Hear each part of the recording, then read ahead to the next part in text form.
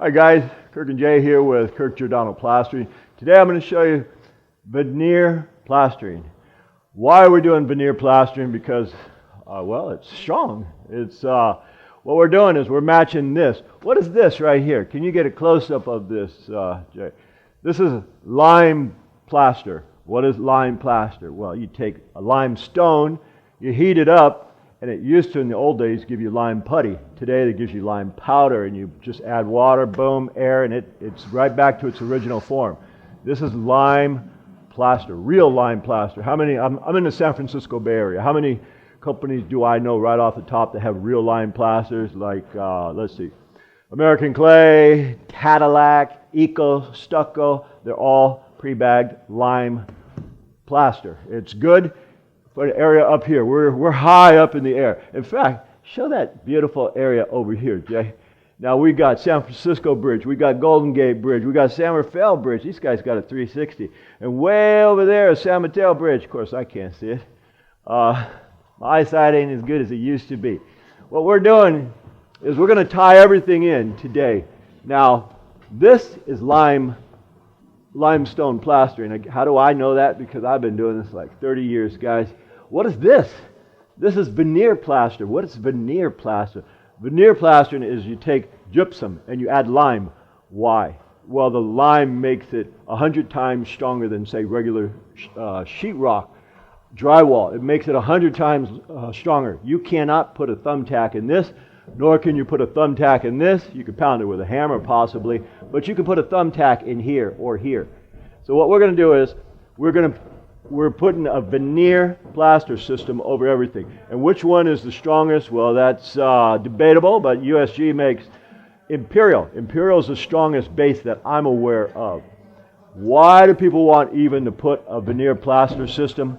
Well, the old system's between a 1/2 inch to 7/8 of an inch.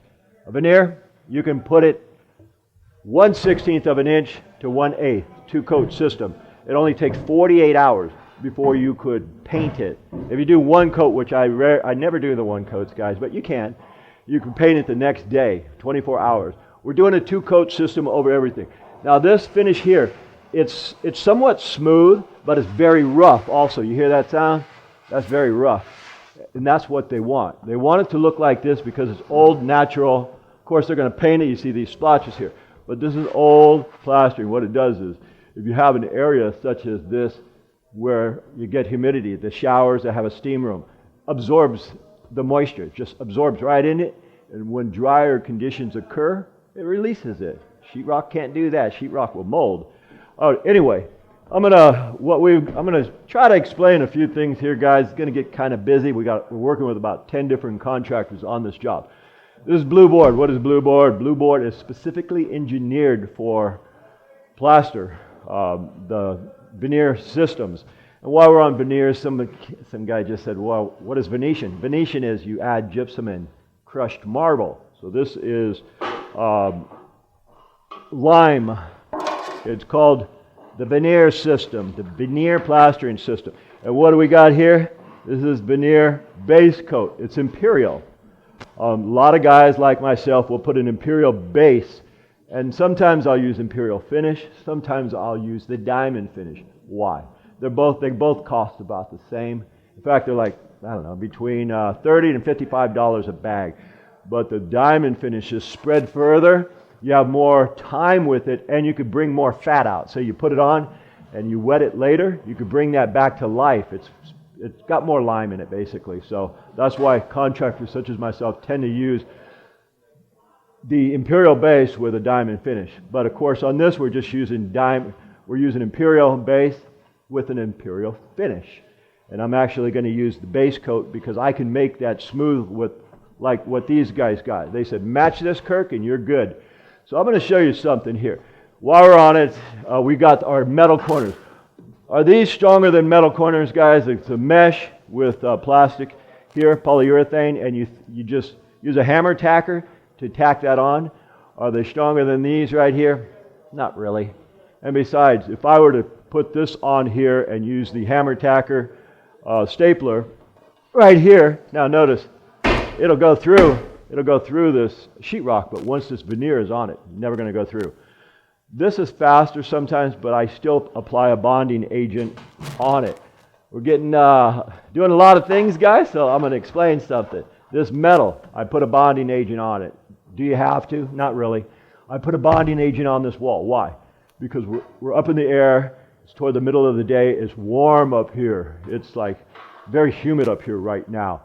This wall here, I don't have any bonding agent on it. So I'm going to show you something, what happens if you don't have a bonding agent on it. Now bear with me, guys. I'm going to skim coat this entire wall. And then when I skim coat this entire wall, I'm going to show you the material we're using. And yeah, normally, guys, you need a brand new or a clean trowel. And you need clean buckets, clean scoops. Everything should be brand new, because if you get a pebble in here, one pebble will make your life miserable. Now me, here's a big trowel. I'm going to use this smaller one just to get started up here because I'm on the ladder. And what I'm basically doing, guys, is I'm putting the first coat on. Now the first coat, it only has to be a 1/16 of an inch. Now right here, where they're going to do some decorative stuff, I'm just going to true it out. Okay, boom. And why do a lot of people, or a lot of contractors choose this? Because it saves time. In a power evolving universe, man, time is everything. A lot of folks have construction loans and they go, oh man, it's costing me interest for the loan. We want something that you can do quickly and have equal or more strength than, say, taping mud. This is it, guys. Okay, that's done. But because I have this pink stuff, it's called Plaster Weld. That stuff right there, Plaster Weld made by Larson. It's killing the suction because I don't want it to absorb too fast, because we have too much humidity right here, right now. And since I'm going to skim this entire wall twice, I figured I'd cut down on the suction. So unless you guys want to see the second coat, you can click off now and go to the end of this video, or you can watch me skim coat this because I got to skim coat it anyway. So, and again, guys, this only has to be about a 1/16 of an inch thick. This blue board looks pink now because we have plaster weld on it. So, okay, I'm going to move the ladder one more time.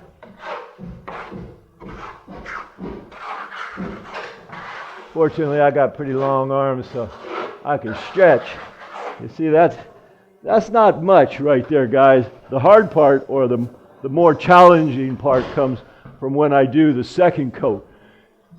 And the second coat is designed to go over this and smooth it out a little bit. So I'll show you that part too when this dries. What we're going to do, since I've got to do this wall anyway, Jason's going to keep filming until I'm done with it.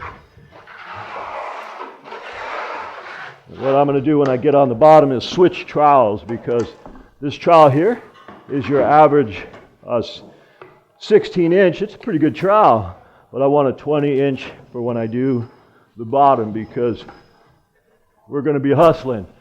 And personally, guys, when you're working with veneer, you have to hustle. It's not a matter of how much time do I have. It's a matter of how much time do I have after this is mixed. Because this stuff doesn't wait for anybody. You mix it, it's going to set. How hard does it set? Well, let's put it this way. I have on my truck a couple chisels. And the chisels are for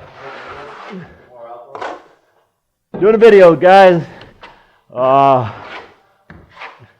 The chisels are for when it sets on the back of this trowel, because that is really hard.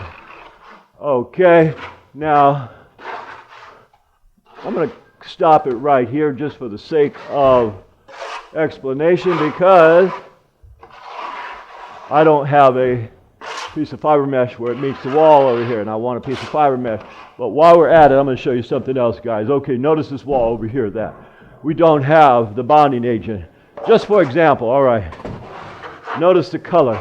When this starts to darken, that means it's setting. And when that's darkening, if you don't know what you're doing and you don't have the time in, which I have a lot of time in, guys. Any of you folks watching say, oh man, that looks easy, I can do it. Keep in mind, I make it look easy because I've been doing this stuff forever. That means like 30 years. Okay, right here. Taking it right down to where their screed's going to be. Obviously, they're going to put a wood trim down here. So, this big trowel right here is like a gigantic derby. It's a monster trowel. It's kind of hard to work with, guys, so I don't advise any of you guys watching this to go out and buy one of these big old trowels. Okay. Got to cover that. Cover the metal bead. And my son Dan and Carl, they're mixing up mud right now because I'm not the only one plastering here. We got a few other guys plastering. But I'll show you the material too, so if you say, hey, gee whiz, I want to save some time. And Kirk made it look easy. Instead of going 3 coats of taping mud and waiting forever and then having to sand that stuff down, man, if you ever sanded down taping mud, you'll know that stuff sucks. It's no fun. There's no glory to it. Look, see this right here? That's how stiff the mud is. The mud's got to be like whipping cream. Okay, now we're getting the first coat on, and again, this guys, it's stiff. It's kind of like whipping cream. Up, and this mud is starting to get hard because we've been messing around. I've been messing around, organizing people, and saying you do this, you do that. And here I am. I've let this mud sit a little too long, but it's kind of fun because now you got to hustle to get rid of it. And yeah, that is definitely getting stiff. Now I'm going to switch trowels again because this mud is too stiff for that big trowel. What I'm going to do is just finish up this piece right here, and then I'm going to spread the rest of this mud somewhere else because I'm not going to double back with it because it's a little stiff to double back with it. But what I'll do is tell them boys of mine, mix me up some good stuff so I can put that second coat on. And the second coat, again, it's that one is, I'm going to go over this. So what happens when you put veneer over veneer that's already set? Well, you think I'm hustling now. When I do the next coat over the veneer that's on now, this is going to suck the moisture out immediately. So there's no time for messing around. It's just got to get her done. Anyway, almost to the end here. Again, always fill your corners up. Fill that corner. Fill it tight.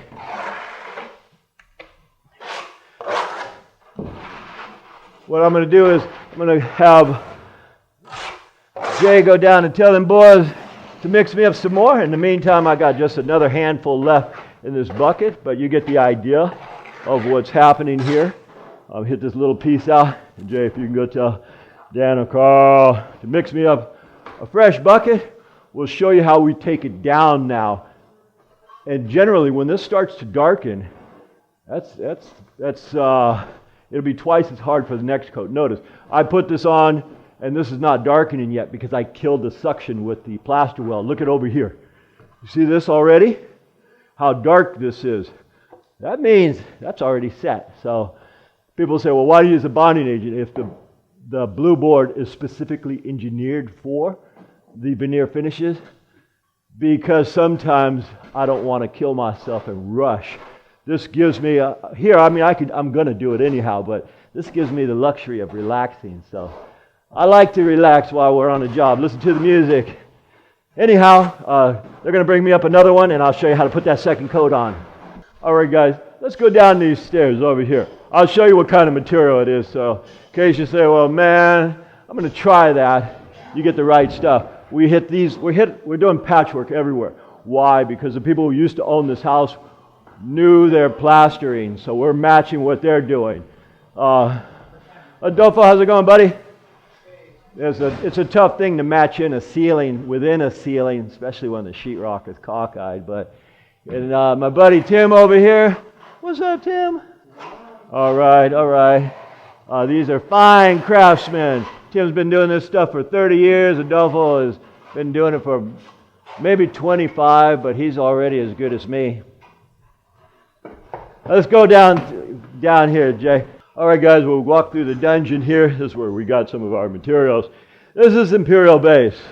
Imperial base coats are about 50-pound bags, 55, something like that.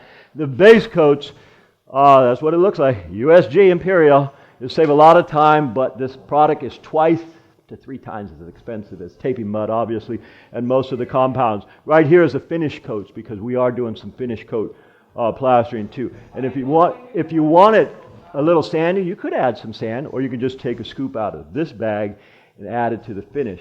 I know I'm going too fast for you guys, but we're hustling here. Over here is where, if you want to find a mixing station, guys, you are going to need, Dan's mixing out here.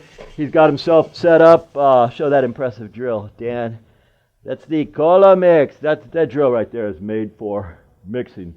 And we're using a bird cage paddle. What does that mean? Well, it crushes all of it and brings it back to life, so there's not a whole lot of lumps and clumps and things like that.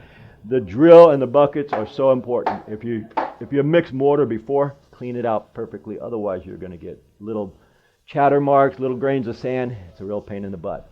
Okay, we're going to go back up. I believe I have some good mud, and we'll show you that second coat. All right, guys, let me show you the second coat. Now, the second coat, I'm using a smaller trowel. Why? Because now we're going to use a lot of elbow action, guys. I don't know if the camera will show how dark this is now. It darkened up because it's drying. So what I want to do now is put this coat on. And again, yes, I am hustling. Why? Because this first coat is sucking the moisture right out of this coat here. So I'm working against time now. And again, guys, all we're doing is going an eighth. An eighth, because the first one was a 16th, and this is an eighth. And by the way, you might have noticed my trowels in the back pocket. All those are a couple stainless steel trowels for corners. But fortunately, I picked a wall that didn't have any corners, so I could show you guys what the heck we're doing. If I had corners here, then I'd have to pull that trowel out every few minutes. You guys might say, well, why not just use a square trowel to begin with? You could. I'm kind of partial to this guy here, though. All right, now what I'm going to do is I want to smooth this out. Notice, see that? I'm smoothing it out now. If I was using a square trowel, it would take a little bit more practice, but I do have that practice. Okay, so that's pretty smooth. It's a lot smoother than what they have, but the homeowner did tell me, he says, Kirk, if you can go a little bit smoother, but not too much, we're good. So that's done right there. That's a 2-coat veneer system. As I get towards the bottom, and you can see where the color's difference. This is a lot darker. That's because it's drying out. So again, I'm just going up, going sideways, and pulling it back. Easy peasy, lemon squeezy, nothing to it. I will say this, guys. If you're a taper and you have hands-on experience about taping mud, you probably can do this, but one thing that is pretty important, material knowledge, like this stuff, material knowledge is everything, guys. It usually takes about, it sometimes takes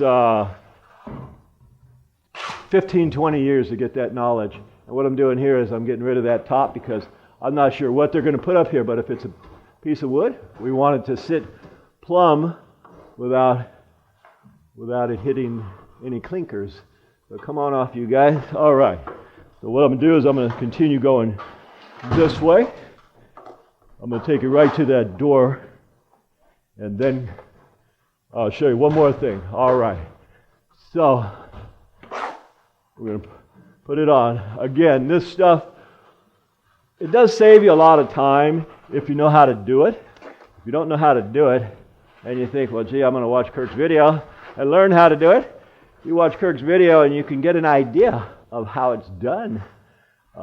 It does take a lot of practice, guys. So I do these to show you how we do it, and I'm not encouraging anybody to run out and buy this and start going to town and doing it, because of late I've got a few responses of folks saying, gee, I tried it and I can't do it. Why do you do these videos and say anybody can do it? We do these videos to show people how we do it. If you guys want to try it, that's one thing. But on a veneer system, the first time around, or even the 100th time around, sometimes it's better just to hire a professional, guys. Okay, we got a death trap right here, all kinds of stuff in the way, landmines, hammers. I'll put my last trowel full on right here, and then I'm going to come down and feather everything in. So what I'm doing, guys, is, if you can hear me through that circular saw going, is I'm getting my second coat on. And the reason I choose this particular trowel, look, no lines, guys. Could I do that with a square trowel? I can. Yes. Okay, I'm going to take one more scoop, and then I'll show you how we bottom up into that right there, which takes a pretty keen eye. You got to kind of know what you're doing, guys. All right, so we're going to take it here. If I had given it another hour or the next day, that's good too. A lot of people say, gee, do you have to do it back to back immediately? No, you don't have to do it like that. If you want to, you could. Where I got some on the metal, I just take my trowel there, pull it off here. Now I'm going to go ahead and take my top once more. Wow. And sometimes you have to look real close if you don't give it a couple days to dry and see where you need to put it. I can look at it pretty much and I can see the color because I'm right on it. But again, I'm not certain if that camera's showing exactly what I see. Keep your corners full, guys. Right there I had a holiday, what is that? Not going on vacation, that's just one of those goofy words to say an imperfection. Take that little clinker, put it here, and I'm going to leave it right there, guys. I'm going to show you. I still have 15 to 20 minutes with this. Instead, I'll show you something over here before I bottom up. Over here, Jay, please. Okay, we take this mud. Now you see where this patch originally was. This is the veneer. I'm taking veneer into limestone. Is it a big deal? No, not really. I'll show you the thing about a big trowel too, guys. If you're not really familiar with screed work or trowel work, I'm going to pull over here and get this big trowel. Now notice I had to wash this trowel. I wash it because if you don't wash it, you'll need a chisel to get it off. Now, I'm going to use this as a rod. I'm going to touch the veneer and I'm going to touch the lime. Boom, one time. Get it off and come down. Now that's ready for either a finish coat and I could smooth it out, or if I put water on this and I trowel it, I can get it just as smooth as that. Again, guys, that takes a wee bit of practice. Okay, so we're going to take it back up. I'm going to switch again to this big trowel because I don't want to mess around. I want to get it done. All right. course, I put a bucket on a bucket so I don't have to bend down too much. Now notice this is all over this hawk. It's like crazy looking, but it ain't going to fall off because it's like